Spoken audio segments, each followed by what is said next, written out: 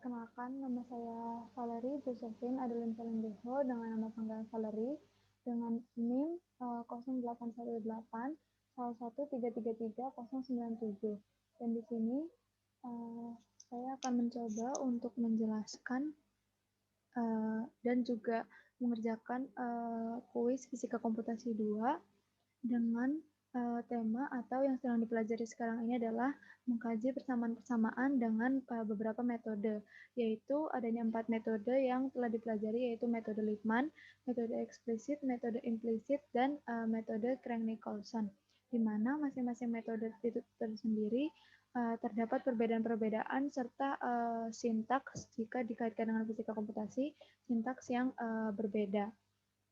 Dan di sini nantinya saya akan menggunakan contoh dari persamaan difusi yang akan saya gunakan metode-metodenya. Dan di sini saya akan mulai dari apa itu persamaan difusi yang akan saya pakai. Persamaan difusi adalah persamaan diferensial parsial yang sedang dipelajari sekarang atau PDP, di mana persamaan diferensial parsial ini terdapat 3 kategori, yaitu adanya kategori eliptik, parabolik, dan juga hiperbolik, di mana seperti yang kita ketahui atau yang sudah dulu dipelajari, itu ada satu syarat D dengan rumus D kuadrat min 4AC, di mana jika kategori elips atau eliptik adalah nilai D-nya adalah kurang dari 0, dan kategori parabolik dengan nilai D-nya sama dengan 0, dan kategori hiperbolik dengan nilai D-nya lebih dari 0. Dan di sini salah satu PDP atau salah satu persamaan diferensial parsial adalah persamaan difusi. Persamaan difusi itu secara singkat adalah persamaan di mana suatu zat itu berpindah dari yang tinggi ke yang rendah. Ada pergerakan dari suatu zat, atau yang menggambarkan dinamika kepadatan dalam difusi menjalani material. Difusi ini secara spesifik adalah peristiwa berpindahnya suatu zat dalam pelarut dari bagian konsentrasi tinggi ke bagian konsentrasi rendah. Dan perbedaan konsentrasi yang ada pada dua larutan tersebut disebut gradien konsentrasi. Dan pada persamaan ini adanya persamaan perpindahan dan adanya jadi jika ada perpindahan tentunya akan ada X dan T begitu.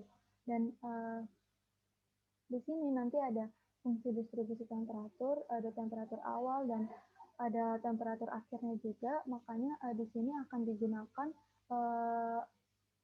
dua posisi, yaitu X dan T, di mana misalnya persamaan difusi satu dimensi hanya memakai X, dan persamaan difusi dua dimensi yang memakai X dan Y.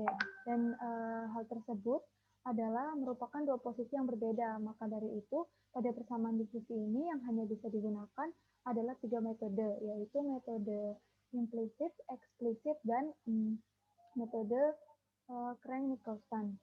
Dan ketiga metode tersebut adalah masuk ke dalam metode beda hingga, di mana itu adalah panggilan di mana ketiga metode tersebut disebut juga metode beda hingga, di mana metode ini digunakan untuk menyelesaikan persamaan diferensial parsial secara numerik.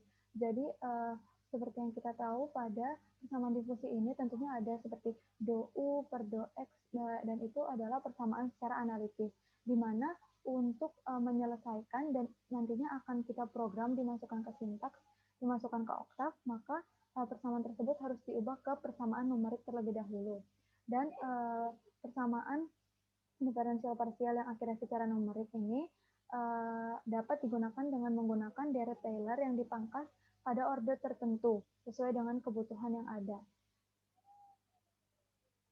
Dan mengapa deret Taylor ini itu sangat penting, karena deret Taylor ini adalah merupakan deret yang dapat diekspansikan untuk menghitung nilai turunan fungsi fx, fungsi persamaan tersebut, berdasarkan nilai dari titik yang diketahui jika dilihat contoh kasus-kasus tertentu.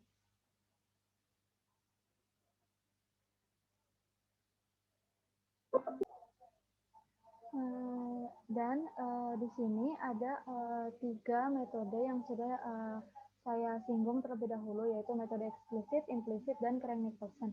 Di sini saya akan menjelaskan yang pertama tentang metode implisit, di mana di sini terdapat U sebagai fungsi dan di sini terdapat fungsi posisi X. Begitu juga dengan metode eksplisit dan begitu juga dengan metode Craig-Nicholson. Di mana seringkali saya temukan di mana metode implisit ini sulit untuk dihitung karena hanya bisa menggunakan beberapa operator diferensial saja. Dan di sini terdapat indeks-indeks J plus 1, I plus 1, J plus 1 dan I, dan J plus 1, I minus 1. Dan di sini J dan I itu tersebut mewakili dua posisi yang berbeda. Dan di masing-masing I ini adalah waktu, di mana metode implisit ini secara sederhana akan terus melakukan looping. Jadi waktu ujung dan di tengah dan di akhirnya akan terus melakukan perulangan. Dan jika di metode eksplisit sudah terlihat jelas bahwa hanya ada indeksnya sangat jelas. Di sini dalam metode implisit dan eksplisit yang terlihat jelas adalah perbedaan indeksnya, yaitu seperti I plus 1 dan J plus 1 begitu. Dan di sini di metode eksplisit bisa terlihat jelas waktu sebelum, waktu saat ini, dan juga waktu sesudah, waktu saat ini, dan juga waktu sebelum. Dan untuk metode Craig-Nicholson ini bisa dibilang sangat rumit untuk dipecahkan dan dikerjakan, karena metode Craig-Nicholson ini adalah pengambilan dari kedua persamaan yaitu metode eksplisit dan metode implisit, lalu keduanya ini dirata-rata seperti ini, maka mendapat persamaan setengah dan dalam kurung kedua persamaan dari eksplisit dan metode implisit. Dan di sini seperti dari PPT yang saya ambil dari Pak Sugi, sebagai referensi di sini bisa dilihat adanya metode eksplisit, di mana ini adalah persamaan difusi yang sudah saya jelaskan di awal, di mana persamaan difusi adalah adanya posisi atau perpindahan konsentrasi dari konsentrasi tinggi ke konsentrasi rendah. Dan di sini du per dot T min K D2U per dx kuadrat sama dengan 0 adalah persamaan analitik, di mana di sini harus diubah ke dalam persamaan numerik. Dan perbedaan dari yang kiri dan kanan adalah yang kiri adalah satu dimensi dan yang kanan adalah persamaan dua dimensi. Dan di sini bisa dilihat bahwa dari fungsi U ini ada dua posisi, yaitu X dan T.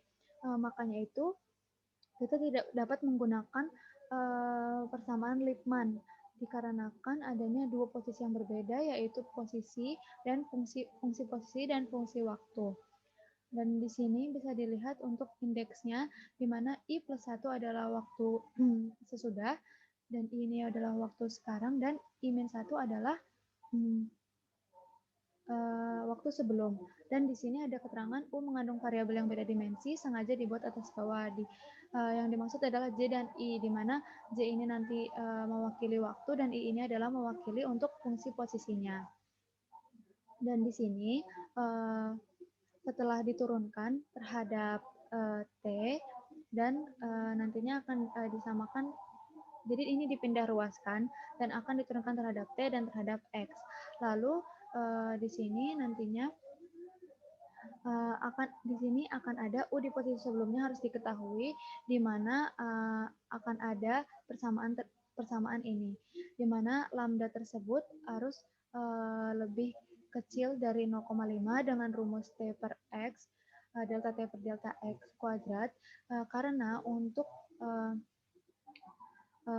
nilai lambda yang kecil, semakin kecil nilai lambdanya, maka akan semakin akurat iterasi yang nantinya diperoleh.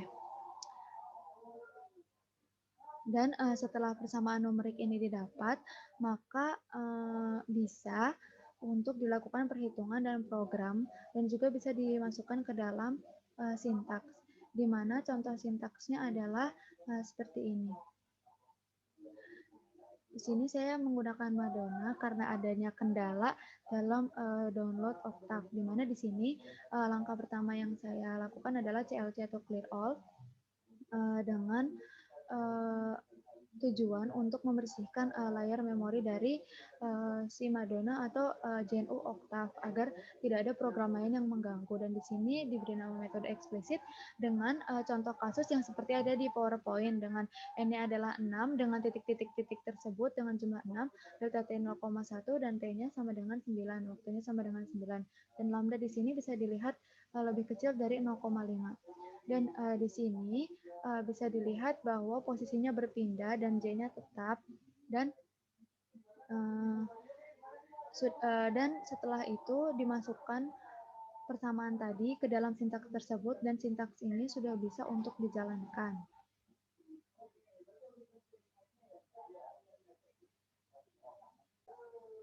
Dan masuk ke metode yang kedua yaitu metode implisit di dalam persamaan diferensial parsial persamaan difusi. Dan di sini bisa dilihat secara sama yaitu persamaan analitik ini haruslah diubah ke dalam persamaan numerik. Dan hal yang berbeda jelas yaitu adanya perbedaan J di sini metode eksplisit dengan J di metode implisit, yaitu adanya perbedaan indeks dengan J plus 1. Dan di sini dapat diketahui bahwa untuk waktunya ini adalah waktu sesudah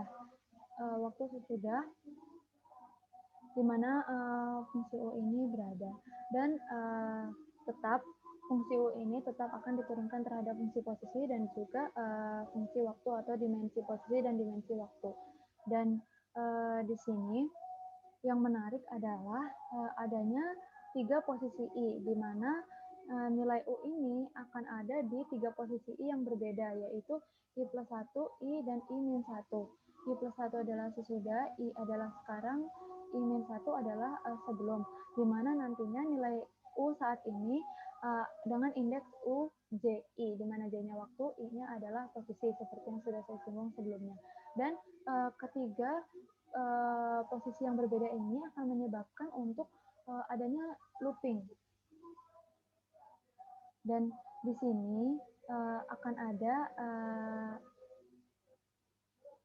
menggunakan kaidah matriks dan nilai U J plus 1 UI bisa didapat dari UJ I, di mana UJI ini atau indeks U ini adalah nilai U yang sekarang.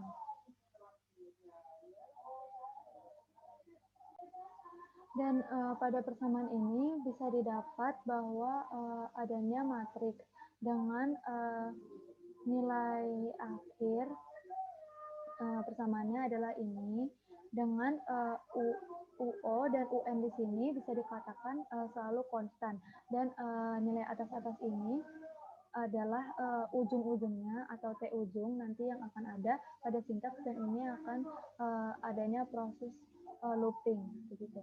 Dan setelah didapatkan kaidah matriks dan dimasukkan dan bagian ini bisa disamadengankan dengan ini per ini, maka akan didapat persamaan sebagai berikut. Dan persamaan ini adalah persamaan numerik yang bisa langsung diproses ke dalam sintaks. Dengan sintaksnya adalah seperti ini. Ya, ini metode implisit dengan kasus dan titik yang sama, yaitu N-nya 6, delta T-nya 0,1, T ujung A yang tadi saya singgung adalah 100, T ujung B adalah 50, delta X-nya 2, K-nya 0,835, T-nya adalah 9. Dan di sini lambdanya itu sendiri, tadi saya sudah menyinggung untuk lambda semakin kecil maka semakin baik dengan rumus tertentu, dan ini adalah rumus lambda yang akan digunakan dalam sintaks implisit. Dan di sini akan ada banyak sintaks karena adanya proses looping dari T ujung A dan T ujung B, di mana T ujung A itu adalah U0 dan T ujung B adalah yang mengandung UN.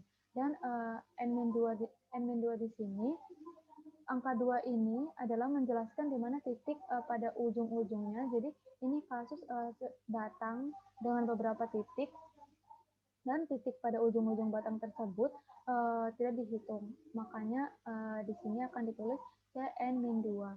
Dan untuk hasil akhirnya adalah seperti ini. Di sini bisa dilihat juga untuk indeksnya J, I.